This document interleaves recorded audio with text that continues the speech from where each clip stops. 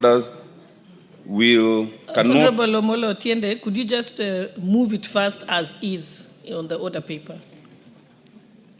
Thank you, Madam Speaker. Madam Speaker, I wish to move. I don't have the order paper. Could I get a copy of the order paper? Yeah.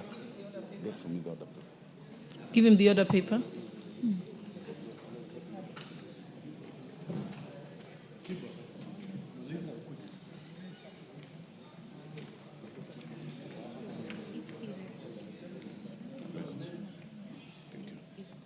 Thank you, Madam Speaker.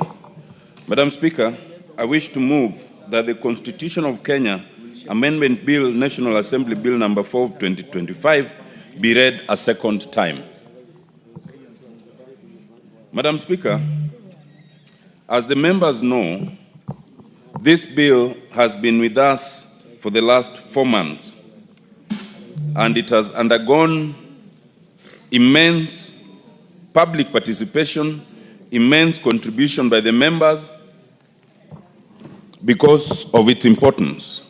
It is our hope, and it is my hope, Madam Speaker, as the mover, that this then will actually constitute the first amendment to the Constitution in the last 15 years. Madam Speaker, in terms of public participation, and as I mentioned in this House, this bill has seen the greatest public participation in terms of any bill or in terms of any amendment in the last 15 years. And a total of 224,000 persons contributed to this bill. Madam Speaker, in terms of support, this bill obtained the highest amount of support at 98.5%. And we realized that even the 1.5% who may not have supported it actually did not support it out of ignorance. They thought the question was whether CDF should be taken away, and so some answered no. So in answering no, they thought they were supporting the bill, yet it constituted an opposition. But 98.5% supported it.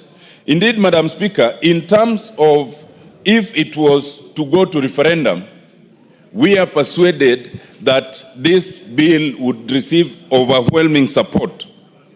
But we have not found it necessary to take it to referendum. First, because under Article 255, it is not necessary to take it to referendum. But secondly, the cost of referendum is one that we may not need to incur unnecessarily on such a matter. Madam Speaker, this bill seeks to constitutionalize the issue of CDF. Almost everyone has always supported CDF, but there are those who have sought to challenge it based on the Constitution. We seek to remedy that by putting it in the Constitution itself, so that it's beyond the constitutional question. Under Article 2.3, once we do that, then it will be beyond challenge. Because no one opposes the idea of the CDF. They have been opposed to the role of the members of parliament. They have been opposed to certain functions that have been included in the CDF Act. Madam Speaker, it is important to understand that under the preamble to our Constitution, we as the people have the sovereign and inalienable right to determine the form of governance that we desire. That form of governance is as captured in the Constitution, but it is also as we may desire and amend the Constitution from time to time. We believe that it is time to entrench the idea of CDF in the Constitution. A Constitution is not the Bible, as summarized in the 10 Commandments. A Constitution is a working document that can be adjusted, it can be changed as the people may desire. Constitutional edits are therefore movable and can be added to or removed. This amendment is essentially a minimalist amendment entrenched in terms of Article 204, which in our opinion is the best place we can place this one. It entrenches the three funds as captured in the document. And for the avoidance of doubt, two things. One, it only relates to matters which are within the exclusive jurisdiction and functions of national government, not any of the functions of the counties.